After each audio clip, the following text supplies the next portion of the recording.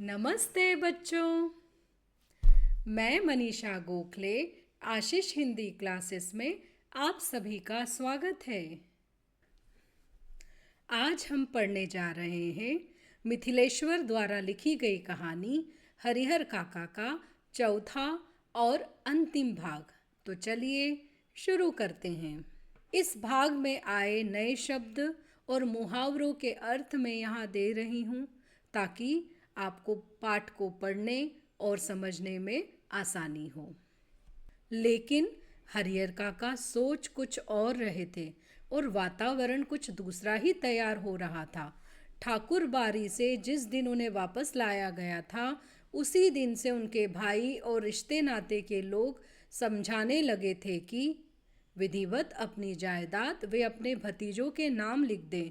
वह जब तक ऐसा नहीं करेंगे तब तक महंत की गिद्ध दृष्टि उनके ऊपर लगी रहेगी। सिर पर मंडरा रहे तूफान से मुक्ति पाने के लिए उनके समक्ष अब यही एकमात्र रास्ता है। तो भले ही हरिहर काका ने सोचा था कि वो अपनी जायदाद अपने जीते जी किसी को नहीं देंगे, लेकिन घर में ऐसा माहौल हो रहा था कि सब उनके पीछे पड़े हुए थे। उनके भाई, उनके रिश्तेदार बार बार उनको समझा रहे थे कि ऑफिशियली विधिवत तरीके से अपनी जायदाद अपने भतीजों के नाम लिख दे, मतलब अपनी जो 15 बीघा ज़मीन है वो अपने भतीजों के नाम लिख दे, क्योंकि जब तक वो ऐसा नहीं करेंगे तब तक महंत उनके पीछे पड़ा रहेगा और वह आपकी ज़मीन हड़प कर ही रहेगा। तो उन्हें समझ में नहीं आ रहा था कि क्या करें। सुबह, दोपहर, शाम, रात गए तक यही चर्चा, लेकिन हरिहर काका साफ नकार जाते। कहते, मेरे बाद तो मेरी जायदाद इस परिवार को स्वतः मिल जाएगी, इसीलिए लिखने का कोई अर्थ नहीं। महंत ने अंगूठे के जो जबरन निशान लिए हैं उसके खिलाफ मुकदमा हमने किया ही है। तो सुबह, दोपहर, शाम, रात हर समय उनके परिवार वाले उन्हें बार बार समझाते रहते कि अपनी ज़मीन भतीजों के नाम लिख दो, पर वह उनकी बात नहीं सुनते और स्पष्ट रूप से सीधे सीधे मना कर देते, यह कहते हुए कि मेरे मरने के बाद मेरे परिवार वालों के नाम अपने आप यह ज़मीन हो जाएगी, इसलिए इस तरह से कागजी कार्रवाई करने की ज़रूरत नहीं है। साथ ही वो यह भी कहते कि महंत के खिलाफ तो मुकदमा चल रहा है कि उसने मेरे झूठे अंगूठे के निशान लिए, तो उससे डरने की ज़रूरत नहीं है। भाई जब समझाते समझाते हार गए तब उन्होंने डांटना और दबाव देना शुरू किया, लेकिन काका इस रास्ते भी राज़ी नहीं हुए। स्पष्ट कह दिया कि अपनी ज़िंदगी में वह नहीं लिखेंगे। बस एक रात उनके भाइयों ने वही रूप धारण कर लिया जो रूप महंत और उनके सहयोगियों ने धारण किया था। हरिहर काका को अपनी आंखों पर विश्वास नहीं हुआ। उनके वही अपने सगे भाई जो उनकी सेवा और सुरक्षा में तैयार रहते थे, उन्हें अपना अभिन्न समझते थे, जो उनकी नींद ही सोते और जागते थे, हथियार लेकर उनके सामने खड़े थे। कह रहे थे, सीधे सीधे सीधे मन से कागज़ों पर जहाँ जहाँ ज़रूरत है अंगूठे के निशान बनाते चलो, अन्यथा मार कर यहीं घर के अंदर गाड़ देंगे। गांव के लोगों को कोई सूचना तक नहीं मिलने पाएगी। तो जब भाइयों ने उन्हें बार बार समझाया, उन्हें डांटा भी, उनके ऊपर ज़ोर ज़बरदस्ती भी की, लेकिन फिर भी जब हरिहर काका ने उनकी नहीं बात मानी तो एक रात को उन्होंने महंत और उनके साथियों जैसा रूप धारण कर लिया। उनके उस रूप को देखकर हरिहर काका की आंखों को विश्वास ही नहीं हुआ। जो भाई उनके लिए इतनी सेवा कर रहे थे, उनकी उनकी सुरक्षा के लिए दिन रात एक कर रहे थे, जो उन्हें अपना अपना भाग मानते थे, जो उनके साथ सो रहे थे, उनके साथ उठ रहे थे ताकि उनके साथ कुछ गलत ना हो, इसलिए वो उनके सामने हथियार लेकर खड़े थे और उन्हें धमका रहे थे कि अगर चुपचाप जहाँ जहाँ बता रहे हैं वहाँ अंगूठे के निशान नहीं दिए तो इसी घर में मारकर इसी घर के अंदर दफना देंगे और गांव वालों को खबर भी नहीं होगी। अगर पहले वाली बात होती तो हरिहर काका डर जाते। अज्ञान की स्थिति में ही मनुष्य मृत्यु से डरते हैं। ज्ञान होने के बाद तो आदमी आवश्यकता पड़ने पर मृत्यु को वरण करने के लिए भी तैयार हो जाता है। हरिहर काका ने सोच लिया कि ये सब एक ही बार उन्हें मार दे, वह ठीक होगा, लेकिन अपनी ज़मीन लिखकर रमेसर की विधवा की तरह शेष जिंदगी वे घुट घुट कर मरे, ये ठीक नहीं होगा। रमेसर की विधवा को बहला फुसलाकर उसके हिस्से की ज़मीन रमेसर के भाइयों ने लिखवा ली, शुरू में तो उसका खूब आदर मान किया, लेकिन बुढ़ापे में उसे दोनों जून खाना देते उन्हें अखरने लगा। अंत में उसकी वह दुर्गति हुई कि गांव के लोग देखकर सिहर जाते। हरिहर काका को लगता है कि अगर रमेसर की विधवा ने अपनी ज़मीन नहीं लिखी होती तो अंत समय तक लोग उसके पांव पखारते होते। तो यहाँ पर हरिहर काका चूँकि इस स्थिति से पहले भी गुजर चुके थे और अभी उन्हें ये समझ भी आ गई थी कि अगर ज़मीन उनके पास नहीं रही तो भी उनकी हालत मरने जैसी होगी, इसलिए अब इस ज्ञान की प्राप्ति होने के बाद में वो अपनी मौत के लिए भी तैयार थे, मृत्यु को वरण करने के लिए, मतलब मृत्यु को स्वीकार करने के लिए भी तैयार थे। उन्होंने कह दिया कि तुम चाहो तो मुझे मार दो, पर मैं अपनी ज़मीन तुम्हारे नाम नहीं लिखूंगा। उन्हें याद आया कि उनके गांव में एक रमेसर नाम का आदमी था। उसके मरने के बाद उसकी पत्नी को भी उसके रिश्तेदारों ने बहुत बहलाया फुसलाया, बहुत समझाया और उसने अपनी ज़मीन उनके नाम लिख दी।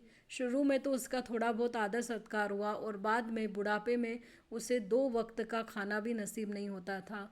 उसकी जो बुरी कंडीशन थी उसे देखकर लोग घबरा जाते थे, डर जाते थे। तो हरिहर काका को लगता है कि अगर वो भी ऐसा करेंगे तो उनका भी अंत वैसा होगा।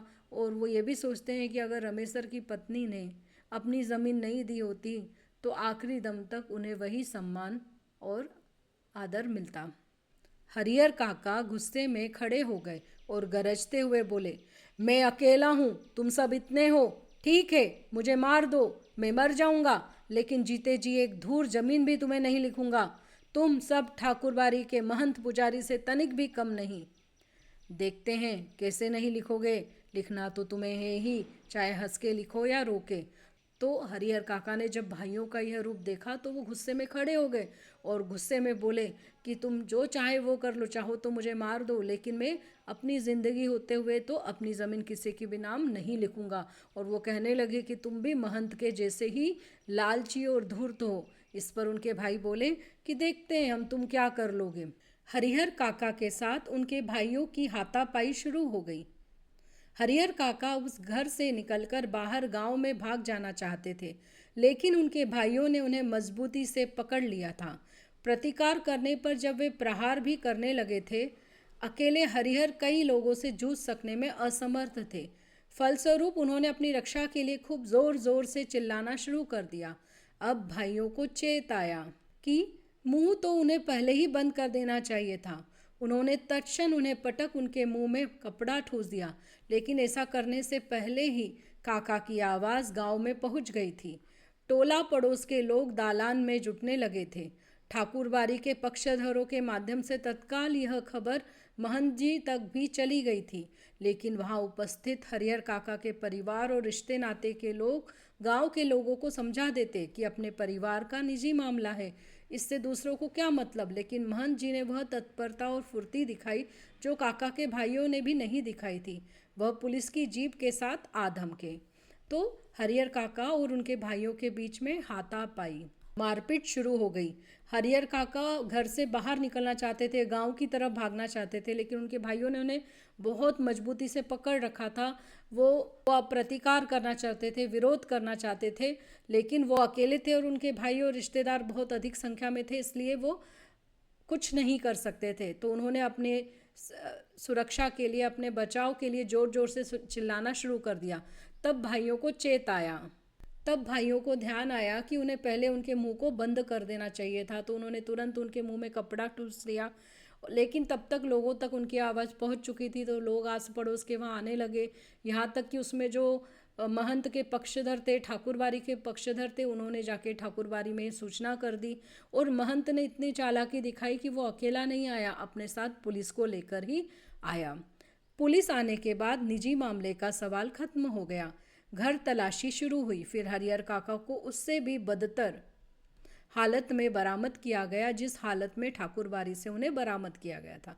तो पुलिस के आने के बाद में यह एक पुलिस केस बन गया, पर्सनल मामला नहीं रहा। फिर पूरे घर की तलाशी हुई तो देखा गया कि हरिहर काका की जो हालत थी वो और भी बदतर, ज़्यादा बुरी थी। जो जब वो ठाकुरबाड़ी में जब उन्हें ढूंढकर निकाला गया था, उससे भी ज़्यादा बुरी उनकी हालत थी। बंधन मुक्त होने और पुलिस की सुरक्षा पाने के बाद उन्होंने बताया कि उनके भाइयों ने उनके साथ बहुत जुल्म अत्याचार किया है, कि जबरन अनेक कागज़ों पर उनके अंगूठे के निशान लिए हैं, कि उन्हें खूब मारा पीटा है, कि उनकी कोई भी दुर्गति बाकी नहीं छोड़ी है, कि अगर और थोड़ी देर तक पुलिस नहीं आती तो वो उन्हें जान से मार देते। तो यहाँ पर जब उनको उनके मुंह से कपड़ा निकाला गया, उनके हाथ पैर खोल दिए गए, तो उन्होंने पुलिस की सुरक्षा पाने पर, सेफ्टी पाने पर अपने भाइयों के बारे में सारी बातें बता दी कि किस तरह से उन्होंने उनको मारा पीटा और वो ज़बरदस्ती उनके अंगूठों के निशान कागज़ों पर ले लिए, और अगर वो थोड़ी देर और नहीं आती पुलिस तो शायद उनके भाई उन्हें जान से मार देते और घर में ही दफना देते। हरिहर काका के पीठ, माथे और पावों पर कई जगह जख्म के निशान उभर आए थे। वह बहुत घबराए हुए से लग रहे थे, काँप रहे थे। अचानक गिरकर बेहोश हो गए। मुंह पर पानी छींटकर उन्हें होश में लाया गया। भाई और भतीजे तो पुलिस आते ही चंपत हो गए थे। इसकी पकड़ में रिश्ते के 2 व्यक्ति आए। रिश्ते के शेष लोग भी फरार हो गए थे। तो हरिहर काका के शरीर पर कई जगह घाव हो गए थे, जख्म के निशान थे। वो बहुत घबराए हुए थे और काँप रहे थे और बेहोश भी हो गए वो इस घबराहट के कारण। और उनके भाई और भतीजे थे वो पहले ही पुलिस के आते से ही भाग गए थे। चंपत हो गए थे मतलब भाग गए। केवल 2 रिश्तेदार पकड़ में आए, बाकी लोग भी भाग चुके थे। हरिहर काका के साथ घटी घटनाओं में यह अब तक की सबसे अंतिम घटना है। इस घटना के बाद काका अपने परिवार से एकदम अलग रहने लगे हैं। उनकी सुरक्षा के लिए राइफलधारी पुलिस के 4 जवान मिले हैं। हालांकि इसके लिए उनके भाइयों और महंत की ओर से काफ़ी प्रयास किए गए हैं। असल में भाइयों को चिंता थी कि हरिहर काका अकेले रहने लगेंगे, तब ठाकुरबाड़ी के महंत अपने लोगों के साथ आकर पुनः उन्हें ले भागेंगे। और यही चिंता महंत जी को भी थी कि हरिहर काका को अकेला और असुरक्षित पा उनके भाई पुनः उन्हें धर दबोचेंगे। इसीलिए जब हरिहर काका ने अपनी सुरक्षा के लिए पुलिस की मांग की, तब नेपथ्य में रहकर ही उनके भाइयों और महंत जी ने पैरवी लगा और पैसे खर्च कर उन्हें पूरी सहायता पहुंचाई। यह उनकी सहायता का ही परिणाम है कि एक व्यक्ति की सुरक्षा के लिए गांव में पुलिस के 4 जवान तैनात कर दिए गए हैं। तो यहाँ पर हरिहर काका के साथ ये आखिरी घटना घटी थी। उसके बाद में हरिहर काका बिल्कुल चुप हो गए हैं। वो अपने परिवार से अब अलग रहने लग गए हैं और उनकी सुरक्षा के लिए 4 पुलिस के जवान राइफलधारी मतलब बंदूकधारी रहने लगे हैं। और इसके पीछे भाइयों का और महंत का भी बहुत बड़ा हाथ है, क्योंकि भाइयों को ये डर था कि अब हरिहर काका अकेले रहेंगे तो महंत उन्हें पकड़ कर ले जाएगा और उनकी ज़मीन अपने नाम लिखवा लेगा। वैसा ही डर महंत को भी था कि भाई हरिहर काका को फिर से कहीं पकड़ कर ले गए और उनकी ज़मीन अपने नाम लिख ली, तो इसलिए दोनों ने ही जब हरिहर काका ने अपने लिए सुरक्षा मांगी तो दोनों ने ही नेपथ्य मतलब पर्दे के पीछे, तो उन दोनों ने पुलिस को पैसे भी दिए और रिक्वेस्ट भी की और पूरी सहायता की कि हरिहर काका की सुरक्षा के लिए 4 जवान तैनात हो जाए। जहाँ तक मैं समझता हूँ, फिलहाल हरिहर काका पुलिस की सुरक्षा में रह ज़रूर रहे हैं, लेकिन वास्तविक सुरक्षा ठाकुरबाड़ी और अपने भाइयों की ओर से ही मिल रही है। ठाकुरबाड़ी के साधु संत और काका के भाई इस बात के प्रति पूरी तरह सतर्क हैं कि उनमें से कोई या गांव का कोई अन्य हरिहर काका के साथ जोर जबरदस्ती न कर पाए। साथ ही अपना सद्भाव और मधुर व्यवहार प्रकट कर पुनः उनका ध्यान अपनी ओर खींच लेने के लिए दोनों दल प्रयत्नशील है। तो लेखक को लगता है कि ये पुलिस के कारण नहीं है, बल्कि ये ठाकुरबाड़ी और उनके भाइयों के प्रयत्न है जो हरिहर काका को ये सुरक्षा मिली है। और साथ ही साथ वे खुद भी इस बात का ध्यान रखते हैं कि ना तो महंत, ना ही उनके भाई, ना ही गांव का कोई और व्यक्ति हरिहर काका के साथ किसी तरह की जोर ज़बरदस्ती कर सके। और अब वो फिर से हरिहर काका से बहुत मीठे मीठे बात करते हैं, अब अपने गलत व्यवहार के लिए उनसे माफ़ी मांगते हैं और दोनों ही प्रयत्न कर रहे हैं। गांव में एक नेताजी हैं, वह ना तो कोई नौकरी करते हैं ना खेती गृहस्थी, फिर भी 12 महीने मौज उड़ाते रहते हैं। राजनीति की जादुई छड़ी उनके पास है। उनका ध्यान हरिहर काका की ओर जाता है। वह तत्काल गांव के कुछ विशिष्ट लोगों के साथ उनके पास पहुंचते हैं और यह प्रस्ताव रखते हैं कि उनकी ज़मीन में हरिहर उच्च विद्यालय नाम से एक हाई स्कूल खोला जाए। इससे उनका नाम अमर हो जाएगा, उनकी ज़मीन का सही उपयोग होगा और गांव के विकास के लिए एक स्कूल मिल जाएगा। लेकिन हरिहर काका के ऊपर अब तो कोई भी दूसरा रंग चढ़ने वाला नहीं था। नेताजी भी निराश होकर लौट आते हैं। तो गांव में एक नेता है जो कुछ काम नहीं करते, ना तो उनकी खेती बाड़ी है, केवल राजनीति के दम पर 12 महीने उनके पास भरपूर संपत्ति है, मज़े में रहते हैं। तो जब उनको पता चला हरिहर काका के बारे में तो वो हरिहर काका के पास आए। उन्होंने सजेशन दिया कि उनकी ज़मीन पर हरिहर उच्च विद्यालय खोला जाए, जिससे कि गांव में स्कूल खुल जाएगा, लोगों को मदद होगी और उनका नाम भी रोशन हो जाएगा। लेकिन हरिहर काका ने अब किसी भी बात से इनकार कर दिया था। लेकिन हरिहर काका के ऊपर अब किसी भी बात का असर नहीं हो रहा था। रंग चढ़ने वाला नहीं, मतलब असर ना होना। अब नेताजी की बात का भी उन पर कोई असर नहीं हुआ और नेताजी को ऐसे ही वापस लौटना पड़ा। इन दिनों गांव की चर्चाओं के केंद्र है हरिहर काका। आंगन, खेत, खलिहान, अलाव, बगीचे, बरगद, हर जगह उनकी ही चर्चा है। उनकी घटना की तरह विचारणीय और चर्चनीय कोई दूसरी घटना नहीं। गांव में आए दिन छोटी बड़ी घटनाएं घटती रहती है, लेकिन काका के प्रसंग के सामने उनका कोई अस्तित्व नहीं। गांव में जहां कहीं और जिन लोगों के बीच हरिहर काका की चर्चा छिड़ती है तो फिर उसका कोई अंत नहीं। लोग तरह तरह की संभावनाएं व्यक्त करते हैं। राम जाने क्या होगा। दोनों ओर के लोगों ने अंगूठे के निशान ले लिए हैं, लेकिन हरिहर ने अपना बयान दर्ज कराया है कि वे दोनों लोगों में से किसी को अपना ज़मीन का उत्तराधिकारी नहीं मानते हैं। दोनों ओर के लोगों ने जबरन उनके अंगूठे के निशान लिए हैं। इस स्थिति में उनके बाद उनकी जायदाद का हकदार कौन होगा। तो अब गांव में डिस्कशन या चर्चा का जो मेन सेंटर पॉइंट है वो हो गए हरिहर काका। कोई सी भी जगह हो, किसी के घर का आंगन हो, खेत हो, बगीचा हो, कोई पेड़ का टीला हो, पेड़ के पास का टीला हो, लोग जहाँ पर भी बैठते हैं वो केवल हरिहर काका के बारे में ही बातचीत करते हैं। गांव में बहुत सारी घटनाएं होती रहती, तरह तरह की बातें होती रहती, लेकिन वो सब उतनी इम्पॉर्टेंट नहीं है जितना इम्पॉर्टेंट है हरिहर काका। अब लोग ये डिस्कशन करते हैं कि चूँकि महंत ने भी अंगूठे के निशान ले लिए हैं और उनके भाइयों ने भी अंगूठे के निशान ले लिए हैं, ऐसे में हरिहर काका की ज़मीन किसे मिलेगी। जबकि हरिहर काका ने पुलिस में यह बयान दर्ज किया है कि वे इन दोनों में से किसी को भी अपनी ज़मीन नहीं देंगे।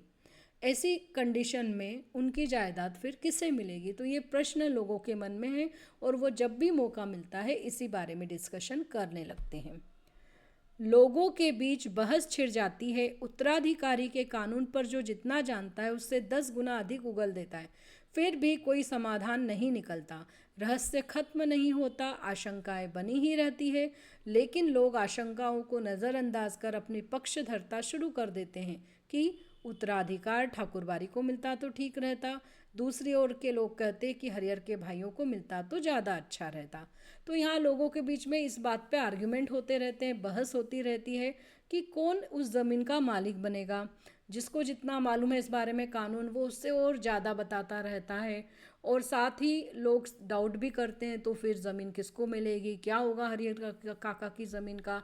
लेकिन साथ में अपने जो विचार है वो भी रखते हैं। मुझे लगता था कि अगर ठाकुरबाड़ी को मिल जाती तो अच्छा होता, या कुछ लोग बोलते कि अगर उनके भाइयों को मिल जाती तो वो ज़्यादा अच्छा रहता। ठाकुरबाड़ी के साधु संत और काका के भाइयों ने कब क्या कहा, यह खबर बिजली की तरह एक ही बार समूचे गांव में फैल जाती है।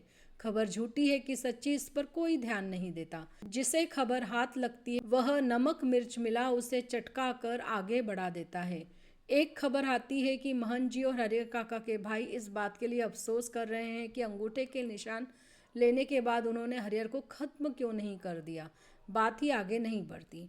तो यहाँ पर ठाकुरबाड़ी के जो साधु संत हैं या उनके भाई हैं, उन्होंने कब क्या कहा हरिहर काका के बारे में, ये जो न्यूज़ है वो सच हो या झूठ हो, सारे गांव में फैल जाती है। कई बार झूठी अफवाहें भी फैल जाती है। लोग इस तरफ नहीं कोशिश करते कि मालूम करें कि क्या ये बात सच में सच्ची है, बल्कि वो उसमें और 2-4 बातें ऐड ऑन करके, नमक मिर्च लगा कर उस बात को और भी मज़ेदार बनाकर आगे पहुंचा देते हैं, मतलब दूसरे व्यक्ति को बता देते हैं। ऐसी ही एक खबर आई है जो कि अफवाह भी हो सकती है, वो यह कि महंत जी और उनके जो भाई हैं वो सोच रहे हैं कि अगर उस दिन अंगूठे के निशान लेने के बाद उन्हें मार ही दिया होता तो बात आगे नहीं बढ़ती।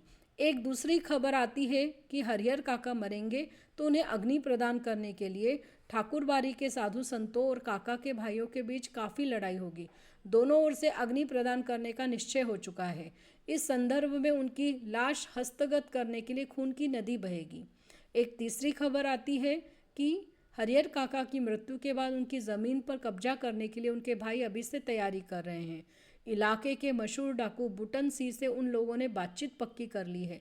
हरियर के 15 बीघे खेत में से 5 बीघे बुट्टन लेगा और दखल करा देगा। इससे पहले भी इस तरह के 2-3 मामले बुट्टन ने निपटाए हैं। पूरे इलाके में उसके नाम की तूती बोलती है। तो दूसरी खबर ये भी है कि हरियर काका जब मरेंगे तो उनको आग कौन देगा उनकी चिता को, इस बात को लेकर दोनों जो पक्ष हैं उनके बीच में झगड़ा है। और अगर ऐसा हुआ तो दोनों ही लड़ाई कर लेंगे, क्योंकि दोनों ही पक्ष चाहते हैं कि हम उनकी जो लाश है उसको आग देंगे। तीसरी खबर ये आई है कि हरियर काका की मृत्यु के बाद उनकी जो ज़मीन है उस पर कब्जा करने के लिए उनके भाइयों ने वहाँ के एक डाकू बुटन सिंह के साथ डील की है, बातचीत पक्की की है। और यह डिसाइड हुआ है कि अगर 15 बीघे में से 5 बीघे वो बुटन को देंगे अगर वो उन्हें उनकी ज़मीन दिलवा दे तो इसके पहले भी बुटन ने इस तरह के मामले निपटाए हैं और गांव में सभी लोग उससे डरते हैं, उसका बहुत दबदबा है। तूती बोलना मतलब दबदबा होना। एक चौथी खबर आती है कि महंत जी ने निर्णय ले लिया है हरियर की मृत्यु के बाद देश के कोने कोने से साधुओं और नागाओं को वह बुलाएंगे। रहस्यात्मक और भयावनी खबरों से गांव का आकाश आच्छादित हो गया है। दिन प्रतिदिन आतंक का माहौल गहराता जा रहा है। सबके मन में यह बात है कि हरियर कोई अमृत पीकर तो आए हैं नहीं, एक ना एक दिन उन्हें मरना ही है। फिर एक भयंकर तूफान की चपेट में यह गांव आ जाएगा। उस वक्त क्या होगा कुछ कहा नहीं जा सकता। यह कोई छोटी लड़ाई नहीं, एक बड़ी लड़ाई है। जाने अनजाने पूरा गांव इसकी चपेट में आएगा ही। इसीलिए लोगों के अंदर भय भी है और प्रतीक्षा भी, एक ऐसी प्रतीक्षा जिसे झुटलाकर भी उसके आगमन को टाला नहीं जा सकता। तो अब गांव में ऐसी रहस्यात्मक मतलब अजीबोगरीब बातें और डरावनी बातें होने लगी हैं और गांव का आकाश आच्छादित हो गया, मतलब भर गया। सब तरफ यही खबरें हैं, अजीबोगरीब खबरें हैं। कोई कुछ कहता है, कोई कुछ कहता है, लेकिन सच्ची है इस बात का कोई भी अनुमान नहीं है। और दिन ब दिन लोग इस डर से डर गए हैं कि आगे क्या होगा, क्योंकि सब जानते हैं कोई हरियर काका एक ना एक दिन तो उनकी मृत्यु होगी ही। उसके बाद में इनके भाई और जो महंत के लोग हैं उनके बीच में जो झगड़ा होगा उसका असर गांव पर पड़ेगा। वो नहीं समझ पा रहे हैं कि फिर क्या होगा, उस वक्त गांव का क्या होगा, वो उसके लिए वो बहुत डर गए हैं। लोग इसलिए डरे भी हैं और वो इस घड़ी का इंतज़ार भी कर रहे हैं। और हरियर काका वह तो बिल्कुल मौन हो अपनी ज़िंदगी के शेष दिन काट रहे हैं। एक नौकर रख लिया है, वही उन्हें बनाता खिलाता है। उनके हिस्से की ज़मीन में जितनी फसल होती है उससे अगर वह चाहते तो मौज की ज़िंदगी बिता सकते थे, लेकिन वह तो गूंगेपन का शिकार हो गए हैं। कोई बात कहो, कुछ पूछो, कोई जवाब नहीं। खुली आंखों से बराबर आकाश को निहारा करते हैं। सारे गांव के लोग उनके बारे में बहुत कुछ कहते सुनते हैं, लेकिन उनके पास अब कहने के लिए कोई बात नहीं। पुलिस के जवान हरियर काका के खर्चे पर ही खूब मौज मस्ती से रह रहे हैं। जिसका धन वह रहे उपास, खाने वाला करे विलास। अब तक तो जो नहीं खाया दोनों जून उसका भोग लगा रहे हैं। तो अब क्या हो गया है, हरियर काका बिल्कुल चुप हो गए क्योंकि वो ज़िंदगी से निराश हो गए। उन्हें लग रहा है कभी भी कुछ भी खतरा हो सकता है, कभी भी उनकी जान जा सकती है। इसलिए अकेले रहने पर भी वो अपनी लाइफ को एंजॉय नहीं कर रहे हैं, है ना। वो चुपचाप रहते हैं। जो उनके घर में उन्होंने एक नौकर रख लिया है, वो खाना बनाता है, वो खा लेते हैं। इतनी फसल है कि वो आराम से मज़े के साथ रह सकते हैं, पर अब जीवन से जैसे वो मज़ा ही चला गया है। उनके भाइयों के व्यवहार और महंत के व्यवहार से वो इतने दुखी हो गए हैं कि अब उनके मन में किसी के लिए भी विश्वास नहीं है। इसलिए वो हमेशा चुप रहते हैं। उनके बारे में गांव वाले ही बहुत ज़्यादा बोलते हैं। और उनके साथ साथ जो नौकर के साथ साथ जो 4 पुलिस के जवान हैं वो भी हरियर काका के खर्चे पर खूब मज़े कर रहे हैं। भरपेट खाने को मिलता है और हरियर काका जो हैं उनका तो खाने से मन ही उठ गया है और जैसे तैसे वो अपना जीवन काट रहे हैं। अगले वीडियो में इस पाठ के प्रश्नोत्तर लेकर फिर से हाजिर होंगी। तब तक के लिए धन्यवाद।